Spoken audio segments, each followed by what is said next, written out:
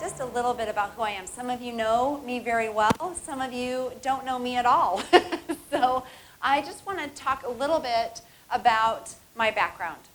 I was a high school English teacher for 17 years, and theater also is what I taught. And I started out, my first teaching position was in Yuma, Arizona. If you don't know where Yuma is, it's in the very southwest corner of Arizona on the California and the Mexico border. So 5 miles from California, 22 miles from Mexico. Moved there from Colorado Springs, Colorado, and Breckenridge, Colorado. So culture shock for sure. Came from a very affluent community and a very affluent college, and moved into this community that was 50% Hispanic. A lot of kids crossed the border every day to come to school, and it was a whole different world. And it was a very poor school district as well. And so I was not handed a teacher edition when I moved into my job. I was handed a kid's textbook is what I was handed. And so I got to work. I sat down with that textbook and with what I had learned and what I knew and started creating. I created curriculum. I created lesson plans. I created lessons. I created critical thinking, creative things that my kids could do. I had to create tests. I had to create everything. And when I moved back to Colorado a couple years later, I got a teacher's manual, and I was like, ah. And I also thought, oh my gosh, I could have written this. So I was doing it right. But I like to talk about that because I wasn't handed everything that I needed. I could have gone, what is this, and quit the job because it wasn't enough for me to do my job. But I have never let not having resources stop me. I've always worked from a place of, what do I have? What can I do? And so I'm going to do my best and make it work. Today, we lost internet. Comcast totally went down in the area, a very wide radius that included where I am right now. We had to figure it out. And so I called Verizon and got a hotspot on my phone. Everybody here who had a hotspot turned theirs on. We were working it out. I had a team and me. We were all figuring it out. It was unexpected, but we didn't cancel the event, and Comcast came back on like 15 minutes before we were supposed to start, so thank goodness. The other thing I like to talk about is when I started this business. I had another business for several years, and it shut down overnight, but I had already decided that I wanted to do something different. It wasn't my long-term game. This is my long-term game.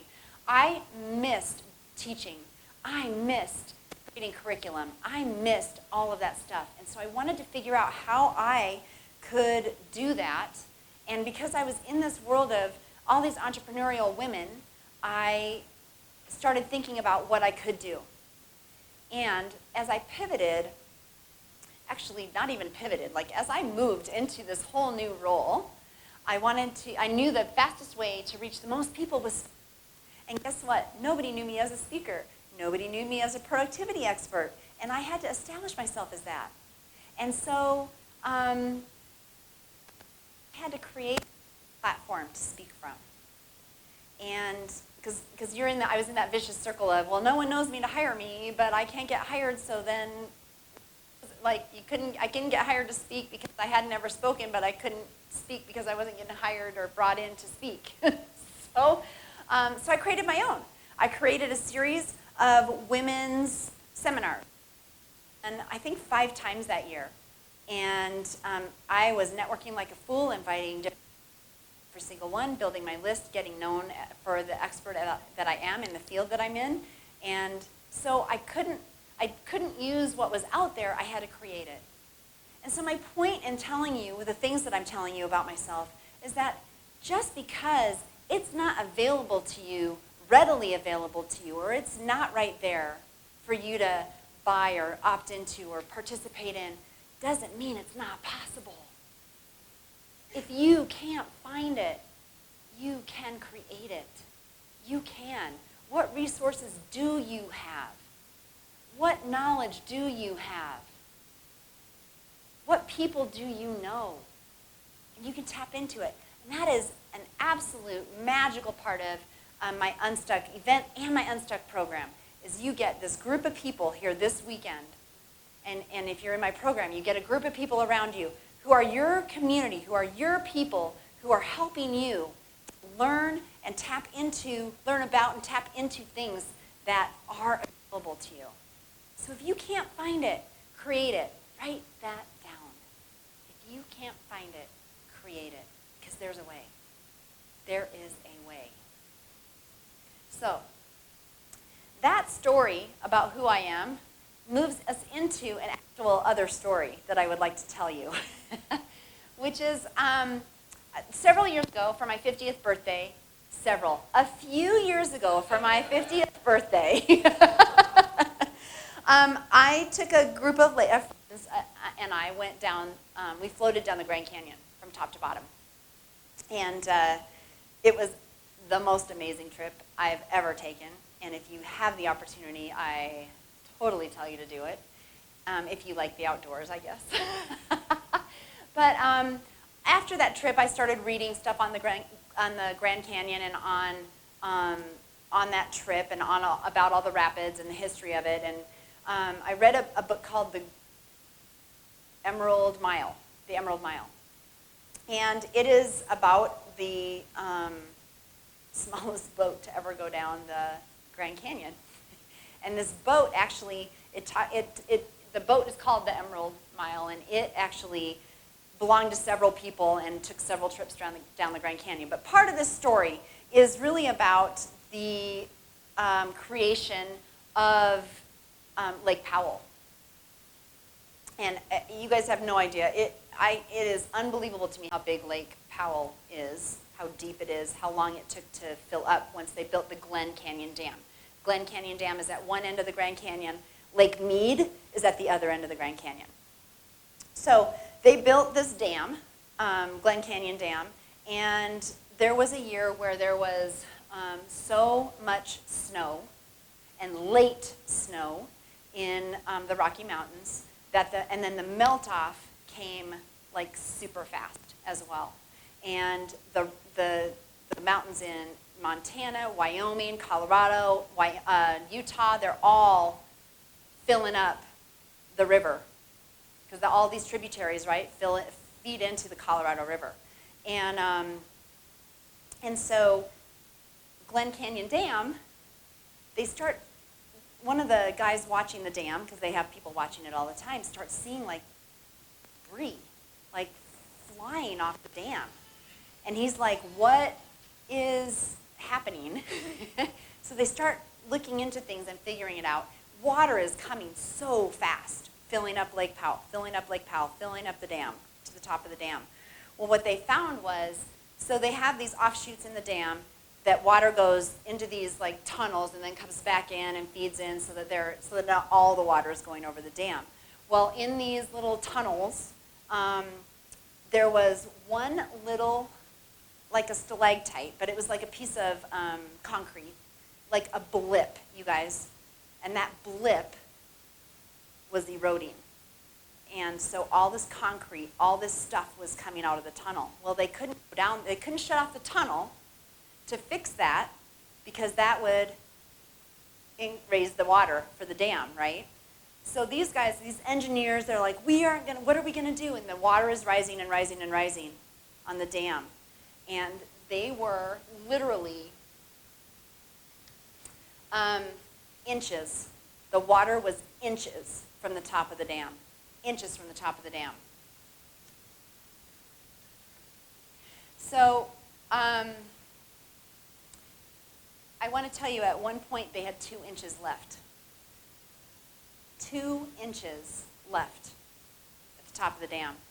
So this is concrete and rock from the canyon wall are flowing out of this tunnel.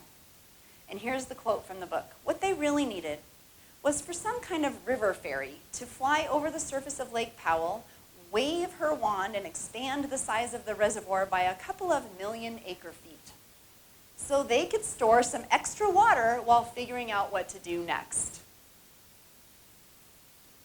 So here's what these engineers did. They started thinking about what resources did they have. because they couldn't pour concrete. They couldn't get in that tunnel to fix it unless they shut the tunnel off and let it dry and could go fix it. So they went out to the hardware store and they bought angle iron and plywood.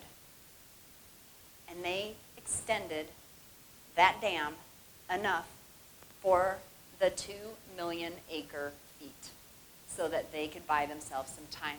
I actually have a picture of the dam, if we can share that slide that has the picture of the dam, so that you can see what these guys did right there. Can you see that? The very top is angle iron and plywood holding Lake Powell in place. Is that crazy? And these guys were like suspended to try to do this. Like they're in their hard hats, suspended, building in this stuff. This is what they used. If you can't find it, create it. Right? Angle iron and plywood. You can unshare that. Thank you. They effectively raised the upper edge of a 9 trillion gallon swimming pool by 4 feet, or 645,000 acre feet. And they saved it. It's pretty amazing. It's pretty amazing. So, my point of this story is that sometimes we're too close to what we're doing, and we can't even see the path through the forest because we're up against a tree right here, and that's all we can see. If we would just take 5 steps back, we would have a whole different view, right? A whole different view. So we have to think about what can we do? What resources do we have, rather than what can't I do, what don't I have, and wah, wah, wah. I'm not a crier, I'm not a whiner, I'm not a complainer, I'm a doer. And I want you to be a doer. It's the question, you change the question. And if you ever work with me, Trisha's going to be up here later and she'll tell you, like, I'm not mean, but I'm like, okay, yeah, so what are you going to do about it? All right? Or I'll be like, okay, yeah, well, so why haven't you done anything? Why haven't you worked on that? Leith will tell you too. She's here in the room. She's like, yeah. Because I'll just say, so why haven't you done that? I don't let you get away with much. And I'll let you tell me what's happening, but then we're like, what can you do? What resources do you have? What's going to change? What are you going to do differently? So many times you don't have the time, you don't have the plan, you don't have the systems, and you don't have the structure to help you. And what happens is you lose creativity. And we as entrepreneurs thrive on creativity. So you've got to find that creativity again. So what if you had the time? The truth is you've always had the time. It's like Dorothy, right? She always had home. No place like home. She always had the ruby slippers. Guess what? You guys have the ruby slippers. You have the time. You have the resources. We just have to tap into it. That's what we're going to do.